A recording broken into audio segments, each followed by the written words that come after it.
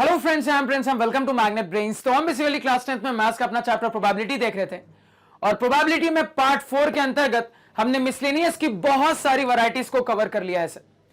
तो अभी तक हमने मिसलेनियस के 10 सवालों को सॉल्व कर लिया है और ये रहा सर हमारा 11वां सवाल। एक शानदार सवाल, एग्जाम पॉइंट ऑफ व्यू से काफी क्रूशियल और इंपॉर्टेंट सवाल, और ये सवाल आपके एनसीईआरटी का ही बहुत तगड़ा सवाल है सर। तो सवाल की पूरी कहानी समझेंगे, लेकिन उससे पहले अपने सवाल को पढ़ लेते हैं।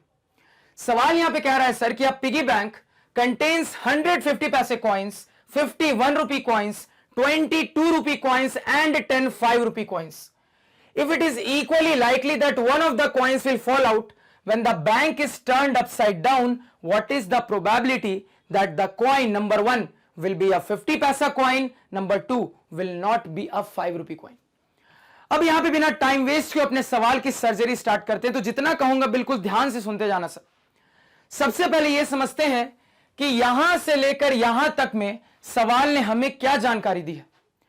तो इस पोर्शन में सवाल हमें कह रहा है कि एक पिगी बैंक है और इस पिगी बैंक के अंदर अलग अलग डोमिनेशन के बहुत सारे सिक्के हैं। मैं फिर से अपनी बात को रिपीट कर रहा हूं। पहली लाइन में सवाल आपसे कह रहा है कि एक पिगी बैंक है और इस पिगी बैंक के अंदर अलग अलग डोमिनेशन के बहुत सारे सिक्के हैं। अब आपके मन में सवाल उठ रहा होगा कि ये डोमिनेशन का क्या मतलब होता है। सिक्कों के कंटेक्स्ट में अगर हम बात करें सर, तो ये डोमिनेशन शब्द का क्या मतलब है। तो ध्यान से सुनना। सिक्के के डोमिनेशन का मतलब यह होता है सर कि उस सिक्के की वैल्यू क्या है। यानी कि आपका जो सिक्का है वो एक 25 पैसे का सिक्का है, कि वो एक 50 पैसे का सिक्का है, कि वो एक 1 रुपए का सिक्का है, कि वो एक 2 रुपए का सिक्का है, कि वो एक 5 रुपए का सिक्का है, कि वो एक 10 रुपए का सिक्का है। तो किसी भी सिक्के के डोमिनेशन की अगर मैं बात करता हूं तो इसे आपको क्या समझना है। इसे आपको समझना है सर कि उस पर्टिकुलर सिक्के की क्या वैल्यू है। तो यहां पे सवाल में कहा जा रहा है सर कि आपके पिगी बैंक में अलग अलग डोमिनेशन के बहुत सारे सिक्के हैं, और इसके साथ साथ पहले लाइन में आपको यह भी जानकारी दी जा रही है सर कि आपके पिगी बैंक के अंदर कितने टाइप के डोमिनेशन हैं और हर डोमिनेशन के कितने सिक्के हैं। समझना बात को। साथ साथ पहली लाइन में आपको यह भी बताया जा रहा है सर कि आपके पिगी बैंक के अंदर कितने टाइप के डोमिनेशन हैं और हर डोमिनेशन के कितने सिक्के हैं। सवाल पहली लाइन में क्लियरली आपको बता रहा है कि आपके पिगी बैंक के अंदर 4 टाइप के डोमिनेशन है सर। आपके पिगी बैंक के अंदर 50 पैसे के सिक्के हैं, आपके पिगी बैंक के अंदर 1 रुपए का सिक्का है, 1 रुपए के सिक्के हैं, आपके पिगी बैंक के अंदर 2 रुपए के सिक्के हैं और आपके पिगी बैंक के अंदर 5 रुपए के सिक्के हैं सर। तो सवाल ने पहली लाइन में क्लियर कर दिया है कि आपके पिगी बैंक के अंदर जितने भी सिक्के हैं सर वो इन्हीं 4 डोमिनेशंस के हैं, और साथ साथ यह भी क्लियर कर दिया गया है कि हर डोमिनेशन के कितने सिक्के हैं।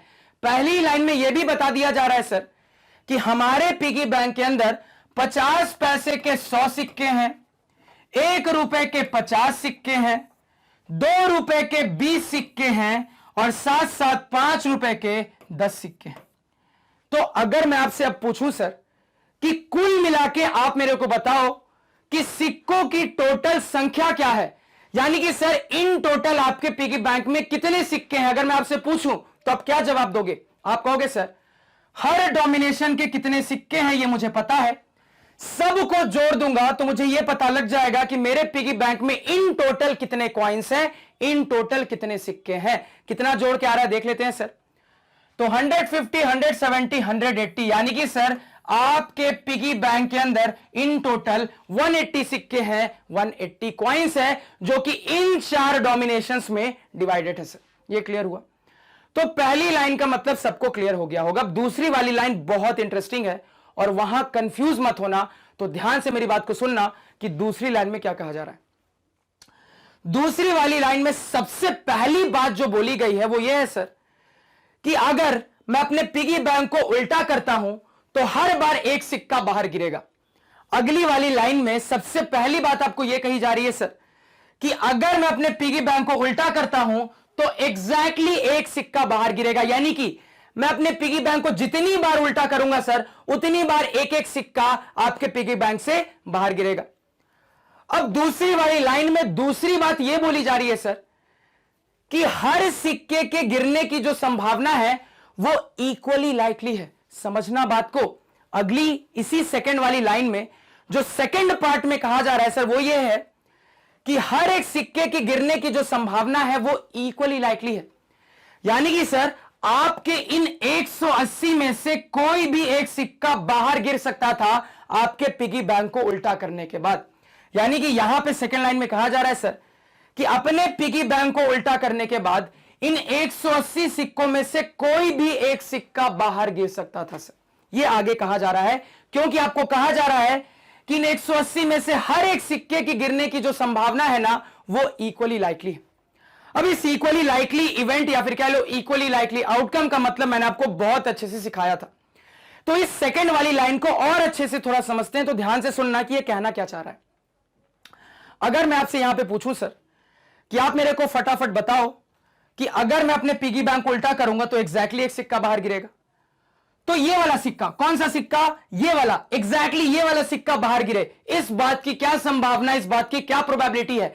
तो क्या जवाब दोगे? जवाब को ध्यान से सुनना। आप कहोगे सर डिनोमिनेटर में total number of possible outcomes. अब कितने आउटकम्स की पॉसिबिलिटी यहां पे आपको दिख रही है सर? तो आप तुरंत कहोगे कि इन टोटल मेरे पिगी बैंक में 180 सिक्के हैं, यानी कि total number of possible outcomes is equal to total number of coins in the piggy bank is equal to 180। क्योंकि मुझे पता है सर कि रैंडमली पिगी बैंक को उल्टा करने के बाद अगर कोई एक सिक्का बाहर गिरता है सर तो वो एक सिक्का इन 180 सिक्कों में से कोई भी हो सकता था। क्योंकि मुझे पता है सर कि अगर मेरे पिगी बैंक को उल्टा करने के बाद कोई एक सिक्का बाहर गिरता है तो वो एक बाहर गिरने वाला सिक्का इन 180 सिक्कों में से कोई भी एक सिक्का हो सकता था। तो कितनी पॉसिबिलिटीज आपको दिख रही है सर? तो आप कहोगे इन टोटल मुझे यहां पे 180 पॉसिबिलिटीज दिख रही है सर। क्योंकि पिगी बैंक को उल्टा करने के बाद हो सकता था आपका ये सिक्का बाहर गिर जाए, एक पॉसिबिलिटी, हो सकता था ये वाला सिक्का बाहर गिर जाए, दो पॉसिबिलिटी, हो सकता था ये वाला सिक्का बाहर गिर जाए, तीन पॉसिबिलिटी, एंड सो ऑन। तो इस तरीके से इन टोटल कितनी पॉसिबिलिटीज है? तो कहोगे सर 180 पॉसिबिलिटीज। तो total number of possible outcomes क्या बता दोगे सर? 180। न्यूमरेटर में नंबर ऑफ फेवरेबल आउटकम्स। अब आपके इवेंट की रिक्वायरमेंट क्या है सर? तो आपके इवेंट की रिक्वायरमेंट यह है सर कि एग्जैक्टली ये वाला सिक्का बाहर गिरना चाहिए पिगी बैंक को उल्टा करने के बाद। तो मेरे को फटाफट बताओ कि इस इवेंट को फेवर करने वाले कितने आउटकम्स होंगे?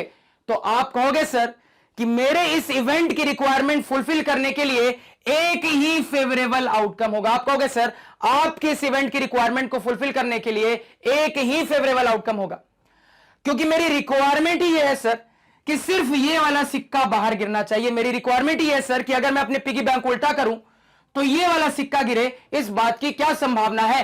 तो हमने संभावना निकाली, कितनी है सर? 1/180 है। बड़े ध्यान से देखते जाना, कितनी है सर? 1/180 है। कलर फिर से चेंज कर लेता हूं ताकि और अच्छे से आपको समझ में आए। इसी तरीके से फिर से अगर मैं आपसे पूछता हूं कि चूंकि पिगी बैंक को उल्टा करने के बाद एग्जैक्टली एक सिक्का बाहर गिरता है, तो आप मेरे को बताओ कि ये वाला सिक्का बाहर गिरेगा, इस बात की क्या संभावना है? तो ध्यान से फिर से सुनना। डिनोमिनेटर में total number of possible outcomes, जो कि ऑलरेडी हमने देख लिया कितना है सर? 180। न्यूमरेटर में नंबर ऑफ फेवरेबल आउटकम्स। अब मेरी इवेंट की रिक्वायरमेंट क्या है सर? तो मेरे इवेंट की रिक्वायरमेंट यह है कि ये वाला सिक्का बाहर गिरना चाहिए, कोई दूसरा नहीं, ये वाला सिक्का चाहिए भैया, ये वाला सिक्का बाहर गिरना चाहिए। तो इस इवेंट को फेवर करने वाले कितने आउटकम होंगे? तो तुरंत जवाब दोगे सर कि 180 में से बस यही एक फेवरेबल आउटकम है। तो नंबर ऑफ फेवरेबल आउटकम क्या है सर? 1। क्योंकि आपको पता है कि आपके इवेंट की रिक्वायरमेंट तभी फुलफिल होगी अगर ये इकलौता सिक्का बाहर गिरता है। तो नंबर ऑफ फेवरेबल आउटकम क्या बता दोगे? 1। अगेन इसके लिए भी प्रोबेबिलिटी कितनी आ रही है सर? 1/180 ही आ रही है। इसी तरीके से अगर आप हर एक सिक्के के लिए कैलकुलेट करोगे सर तो 1/180 ही आएगी। तो क्या दिख रहा है? तो यहां पे मुझे दिख रहा है सर कि हर एक सिक्के की बाहर गिरने की संभावना बिल्कुल इक्वली लाइकली है सर, क्योंकि ये जितने सिक्कों की बाहर गिरने की संभावना है सर, सबकी संभावना बराबर आ रही है। और हमें पता है सर कि अगर हमारे आउटकम्स की जो प्रोबेबिलिटी होती है वो सेम होती है तो ऐसे आउटकम्स को हम इक्वली लाइकली आउटकम्स कहते हैं। तो यहां पे यही बात बोली जा रही थी सर कि इन 180 के 180 सिक्कों में से हर एक सिक्के के बाहर गिरने की जो संभावना है वो बिल्कुल इक्वली लाइकली है। यानी पिगी बैंक को उल्टा करने के बाद ये भी बाहर गिर सकता था, ये भी बाहर गिर सकता था, ये भी बाहर गिर सकता था, ये भी, कोई भी एक सिक्का इन 180 में से बाहर गिर सकता था सर, और हर एक सिक्के के बाहर गिरने की संभावना बिल्कुल इक्वली लाइकली है। यानी ऐसी कोई सिचुएशन नहीं है कि इस सिक्के के बाहर गिरने की संभावना ज्यादा थी या फिर इस वाले सिक्के के बाहर गिरने की संभावना कम थी। हर एक सिक्के के बाहर गिरने की संभावना बिल्कुल बराबर है सर। यानी कि सारे के सारे क्या है, आपके इक्वली लाइकली इवेंट्स हैं। ये क्लियरली यहां पे आपको दिख रहा है। तो यहां पे समझना बात को, क्या बोल रहा है यहां पे, क्लियरली बोल रहा है सर कि अगर मैं अपने पिगी बैंक को उल्टा करता हूं तो एग्जैक्टली एक सिक्का बाहर गिरेगा। यानी जितनी बार मैं पिगी बैंक को उल्टा करूंगा उतनी बार एक सिक्का बाहर गिरेगा। और साथ साथ आपको यहां पे यह भी कहा जा रहा है सर कि यहां पे किसी भी एक सिक्के के बाहर गिरने के संभावना में कोई भी भेदभाव नहीं है। यानी कि सर इन 180 में से कोई सा भी एक सिक्का पिगी बैंक को उल्टा करने के बाद बाहर गिर सकता है, क्योंकि हर एक आउटकम क्या है सर, इक्वली लाइकली आउटकम है। या फिर कह लो, अगर मैं हर एक आउटकम को एक एक इवेंट बना लूंगा तो हर एक इवेंट इक्वली लाइकली इवेंट है। इतना समझ में आया क्या आना चाहिए सर? यह बात यहां पे कही जा रही है। यानी छोटी सी लाइन में इतनी बड़ी इंफॉर्मेशन आपको बताई गई। क्लियर हुआ? अब मैंने आपको क्या कहा था यह समझाने से पहले कि कंफ्यूज मत होना, क्योंकि आगे अब आप जाके एक पॉइंट पे कंफ्यूज होगे। कहां हम डिस्कस करेंगे, बस जितना बोला उसको दिमाग में रखना। अभी जब मैंने आपको यह सेकंड वाली लाइन एक्सप्लेन की सर, तो मैंने कहीं पे भी डोमिनेशन की बात नहीं की। मैंने कहीं पे भी ऐसा कुछ नहीं बोला कि वो जो एक सिक्का मैंने सेलेक्ट किया है वो 50 पैसे का है, कि वो 1 रुपए का है, कि वो 2 रुपए का है, कि वो 5 रुपए का है। कहीं पे भी अभी मैंने डोमिनेशन की बात की नहीं। मैंने हर सिक्कों को बिल्कुल बराबर दर्जा देते हुए बात की। यानी सिक्का किस डोमिनेशन का है मुझे नहीं पता और मुझे फर्क भी नहीं पड़ता है। मुझे बस जो इंफॉर्मेशन दी गई उसके हिसाब से मैं बता सकता हूं कि इन 180 में से 180 सिक्कों की बाहर गिरने की जो संभावना है ना सर, वो बिल्कुल इक्वली लाइकली है। यानी कि पिगी बैंक को उल्टा करने के बाद इन 180 में से कोई भी एक सिक्का बाहर गिर सकता था सर। समझ में आया? Irrespective of domination. डोमिनेशन क्या, उससे फर्क नहीं पड़ता है। Irrespective of domination, piggy bank को उल्टा करने के बाद 180 में से कोई भी एक सिक्का बाहर गिर सकता था। इसी वजह से सारे के सारे क्या है सर, इक्वली लाइकली आउटकम से, या फिर कह लो इक्वली लाइकली इवेंट्स है। और वही बात यहां पे बोली गई है सर। इतना क्लियर है? अब आगे देखो क्या कहा जा रहा है। अब जो आपको आगे कहा जा रहा है सर, उसमें डोमिनेशन के हिसाब से बात की गई है। कैसे, समझना बात को। अब आगे कहा जा रहा है सर कि चूंकि मुझे पता है कि जब भी मैं पिगी बैंक को उल्टा करूंगा तो एग्जैक्टली एक सिक्का बाहर गिरने वाला है, तो अब आप मेरे को बताओ कि वो जो एक सिक्का बाहर गिरेगा वो एक 50 पैसे का सिक्का होगा। इस बात की क्या संभावना है, इस बात की क्या प्रोबेबिलिटी है? और सेकेंड पार्ट में बताओ कि अगर मैं इन 180 सिक्कों से भरे हुए पिगी बैंक को उल्टा करता हूं तो एग्जैक्टली एक सिक्का बाहर गिरेगा। तो वो जो एक सिक्का बाहर गिरेगा वो एक 5 रुपए का सिक्का नहीं होगा। भावनाओं को समझना, वो जो एक सिक्का बाहर गिरेगा वो एक 5 रुपए का सिक्का नहीं होगा। इस बात की क्या संभावना है, इस बात की क्या प्रोबेबिलिटी है? सवाल सभी को समझ में आया क्या आना चाहिए? नहीं आया तो फिर से रिपीट कर रहा हूं, ध्यान से सुनना। तो यहां पे थोड़ा सा समराइज फॉर्म में फास्ट रिपीट करेंगे सवाल को। सवाल यहां पे कह रहा है सर कि एक पिगी बैंक है और इस पिगी बैंक के अंदर अलग अलग डोमिनेशन के बहुत सारे सिक्के हैं, और साथ साथ आपको बता दिया गया है कि आपके पिगी बैंक के अंदर जितने भी सिक्के हैं वो इन्हीं 4 डोमिनेशंस में हैं, और हर डोमिनेशन के कितने सिक्के हैं यह भी बता दिया गया। यानी कि आपको बता दिया गया है सर कि आपके पिगी बैंक के अंदर 50 पैसे के 100 सिक्के हैं, इनके साथ साथ 1 रुपए के 50 सिक्के हैं, इनके साथ साथ 2 रुपए के 20 सिक्के हैं, इनके साथ साथ 5 रुपए के 10 सिक्के हैं। यानी कुल मिला के आपके पिगी बैंक के अंदर इन 4 डोमिनेशन से बनने वाले 180 सिक्के भरे हैं सर। अब यहां पे आगे सवाल आपको कहता है कि इन 180 में से 180 सिक्कों के बाहर गिरने की संभावना बिल्कुल बराबर है, बिल्कुल इक्वली लाइकली है। यानी कि अगर मैं अपने पिगी बैंक को उल्टा करूंगा तो एग्जैक्टली एक सिक्का बाहर गिरेगा, और वो जो एक सिक्का बाहर गिरेगा वो इन 180 सिक्कों में कोई भी हो सकता है सर। यह बात यहां पे इक्वली लाइकली की मदद से कही जा रही है। अब आपको कहा जा रहा है सर कि चूंकि पिगी बैंक को अपसाइड डाउन करने के बाद, चूंकि पिगी बैंक को उल्टा करने के बाद एग्जैक्टली एक सिक्का बाहर गिरता है, तो आप मेरे को बताओ कि वो जो एक सिक्का बाहर गिरेगा वो एक 50 पैसे का सिक्का होगा। इस बात की क्या संभावना है, इस बात की क्या प्रोबेबिलिटी है? और सेकेंड पार्ट में आपसे कह रहा है कि वो जो एक सिक्का बाहर गिरेगा वो एक 5 रुपए का सिक्का नहीं होगा। इस बात की क्या संभावना है, इस बात की क्या प्रोबेबिलिटी है? तो सवाल तो अब आपको बिल्कुल क्रिस्टल क्लियर हो गया होगा सर। मजा आया? आगे चलते हैं। अब सवाल यहां पे क्लियर है ना सर, तो बड़ी आसानी से प्रोबेबिलिटी पे सोच सकते हैं, क्योंकि मुझे पता है सर कि किसी भी प्रोबेबिलिटी के सवाल में जितने चीजों की हमसे प्रोबेबिलिटी पूछी जाती है उन्हीं को हम अपना इवेंट मान लेते हैं। अब यहां पे इस पर्टिकुलर सवाल में कुल मिला के दो चीजों की हमसे प्रोबेबिलिटी पूछी जा रही है, यानी कि सर यही दो हमारे इवेंट बनने वाले हैं। तो अब अपने इवेंट का नामकरण कर लेते हैं सर। तो पहले वाले को E1 कह दिया, नीचे वाले को सर इवेंट E2 कह दिया। तो अपने सबसे पहले इवेंट E1 के साथ स्टार्ट करते हैं। तो probability of occurrence of an event E1 बराबर डिनोमिनेटर में total number of possible outcomes.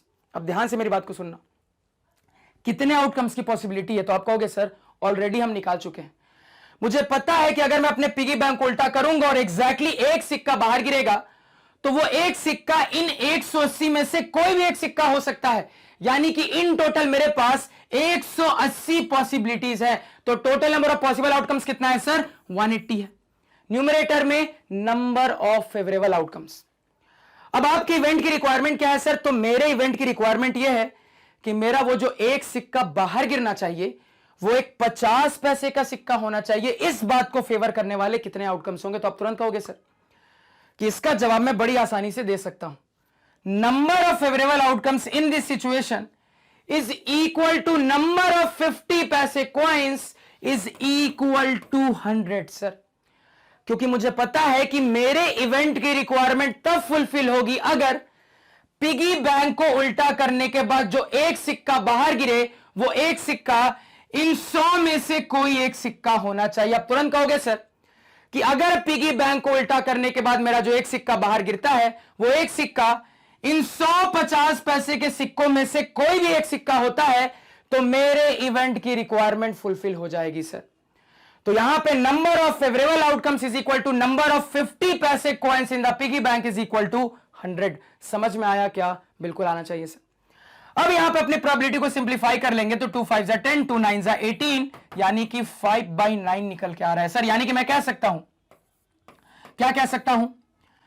यानी कि अगर मैं अपने इस पिगी बैंक को उल्टा करूं और उसमें से एक सिक्का बाहर गिरे तो वो बाहर गिरने वाला एक सिक्का एक 50 पैसे का सिक्का होगा। इस बात की संभावना, इस बात की प्रोबेबिलिटी 5/9 है। समझ में आया क्या? आना चाहिए।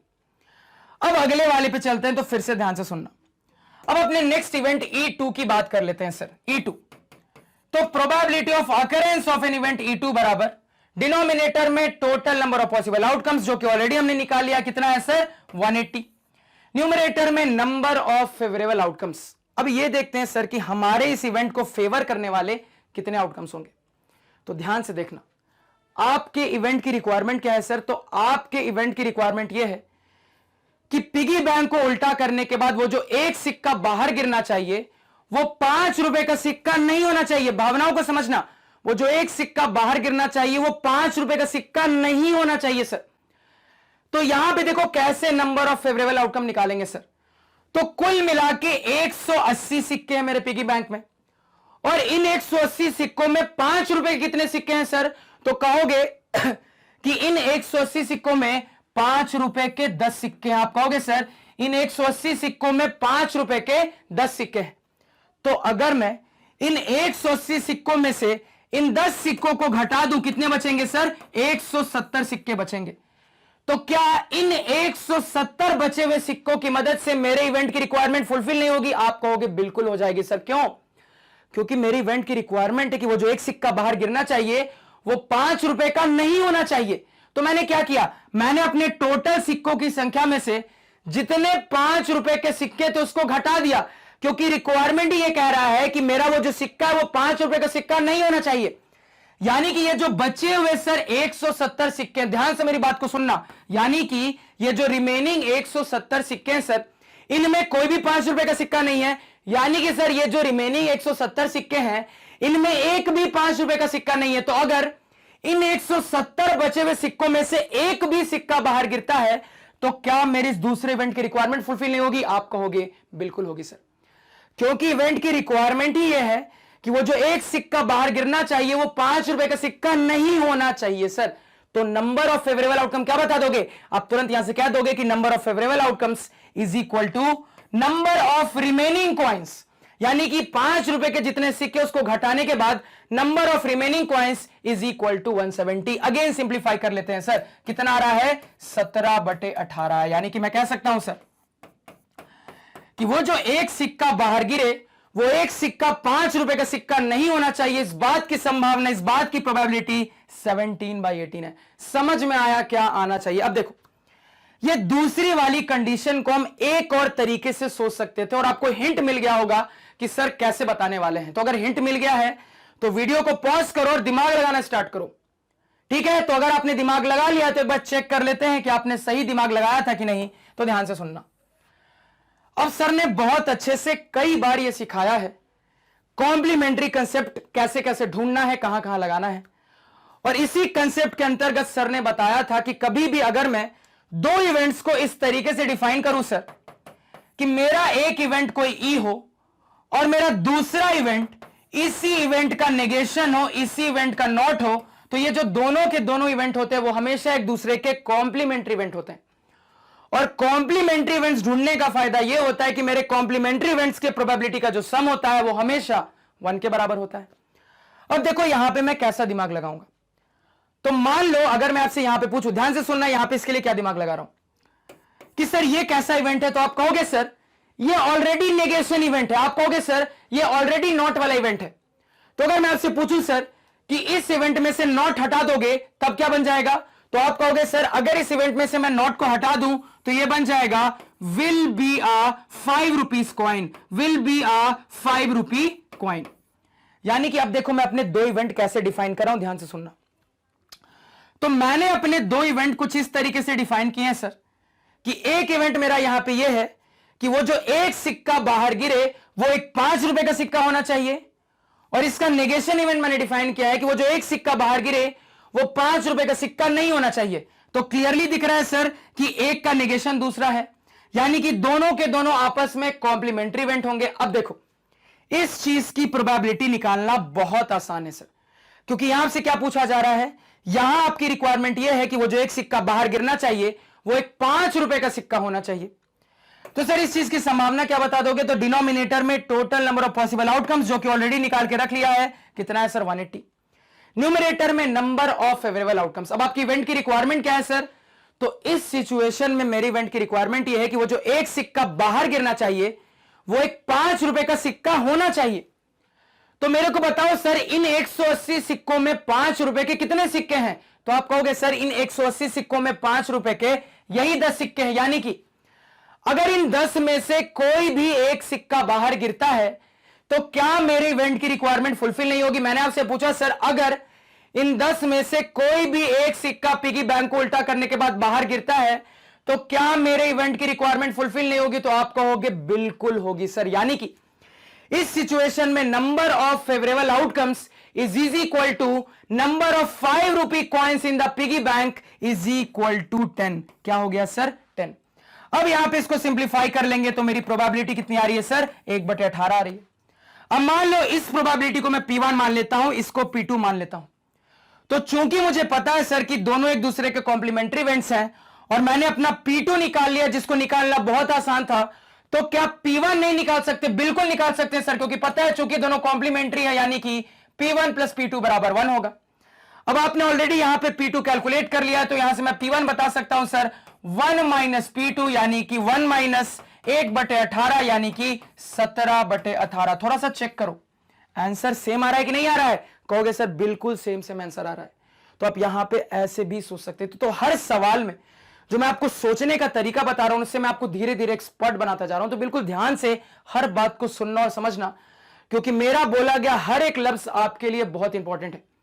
क्योंकि जितनी बातें मैं आपको बोल के बता देता हूं, जितनी जानकारी मैं आपको बोल के दे देता हूं, अगर उतनी स्लाइड पे मैं पुटअप करूंगा ना तो बहुत सारे स्लाइड्स हो जाएंगे। इसलिए मेरे लेक्चर में बोले गए हर एक लफ्ज की बहुत ज्यादा अहमियत है। बहुत ध्यान से लेक्चर को सुनना है और अपने दोनों कॉपी को मेंटेन करना है जैसे मैंने आपको सिखाया था सर। और इसी के साथ हमारा यह शानदार सवाल, तगड़ा सवाल कंप्लीट होता है। अब कोई भी टीचर, बहुत सारे टीचर एनसीईआरटी पढ़ाते हैं, आप लोग एनसीईआरटी करते रहते हो, बहुत सारे टीचर आपको एनसीईआरटी पढ़ाते हैं, कोई भी यहां पे आपको इतने अच्छे से इस वाले लाइन को नहीं समझाएगा। अब देखो मैं आपको क्यों कह रहा था कि स्टूडेंट्स कंफ्यूज होंगे। वो कहेंगे कि सर एक तरफ आपने बोला कि हर एक सिक्के के गिरने की संभावना इक्वली लाइकली है, और यहां पे हम देख रहे हैं कि 50 पैसे वाले सिक्के की गिरने की संभावना अलग है, 5 रुपए के सिक्के के ना गिरने की संभावना अलग है। तो सर दोनों बात तो कॉन्ट्राडिक्ट हो रही है। तो बिल्कुल कॉन्ट्राडिक्ट नहीं हो रही है। जिस तरीके से मैंने दोनों बातें बोली उस पर ध्यान दो। जब मैं यहां पे बात बोल रहा था तो मैंने आपको क्या सिखाया था कि अभी डोमिनेशन क्या, उससे मुझे फर्क नहीं पड़ता है। मैं नॉर्मली हर एक सिक्के को इंडिविजुअल सिक्का ट्रीट करते हुए, इंडिविजुअल आइडेंटिटी देते हुए बात कर रहा था, और मैंने कहा था सर कि इन 180 में से कोई भी एक सिक्का बाहर गिर सकता है। इसी वजह से हर एक सिक्के की बाहर गिरने की जो संभावना है वो बिल्कुल इक्वली लाइकली है। लेकिन यहां पे जो बात की गई है सर वो डोमिनेशन को ध्यान रखते हुए की गई है, इसी वजह से प्रोबेबिलिटी की वैल्यू अलग आ रही है। इसी वजह से मैं कह रहा था कि बहुत सारे स्टूडेंट्स इन दोनों बातों में कंफ्यूज होंगे, तो कंफ्यूज नहीं होना है। यहां पे मैंने एक दूसरे तरीके से आउटकम को डिफाइन किया, और यहां पे मैंने एक दूसरे तरीके से आउटकम को डिफाइन किया। तो आपको समझना पड़ेगा कि मैंने आपको बहुत सारे रैंडम एक्सपेरिमेंट्स के थ्रू सिखाया है कि आप जिस तरीके से आउटकम्स को डिफाइन करोगे ना, उस हिसाब से कहानी आगे बढ़ती है। मजा सवाल में आना चाहिए सर। इसलिए कहता हूं एनसीईआरटी बहुत अच्छी बुक है, लेकिन उसको समझने के लिए, इन डेप्थ जाने के लिए आपको रेफरेंस बुक्स की जरूरत पड़ती है सर। ये क्लियर हुआ? तो अब हमारे सवाल की कहानी खत्म होती है सर। तो मैं उम्मीद करूंगा कि इस सवाल में आपके साथ जितनी चीजें मैंने डिस्कस की वो सब कुछ आपको बहुत अच्छे से क्लियर है, कहीं पे भी किसी किस्म का डाउट नहीं है। इन केस कहीं पे किसी भी किस्म का डाउट अराइज होता है तो आप मेरे इस लेक्चर को उस पॉइंट पे दोबारा से देखें, आपका डाउट अपने आप क्लियर हो जाएगा। अगर इसके बाद भी डाउट क्लियर नहीं होता कमेंट सेक्शन में जरूर बताएं। तो आज के पढ़ाए हुए नोट्स आप हमारी ऑफिशियल वेबसाइट magnetbrains.com से डाउनलोड कर सकते हैं, जिसका लिंक वीडियो के डिस्क्रिप्शन में है। magnetbrains.com पे आपको क्लास 4th से लेकर 12th तक सारे सब्जेक्ट्स और कोर्सेज मिल जाते हैं, वो भी सिस्टमैटिक ऑर्डर में अरेंज्ड। Thank you.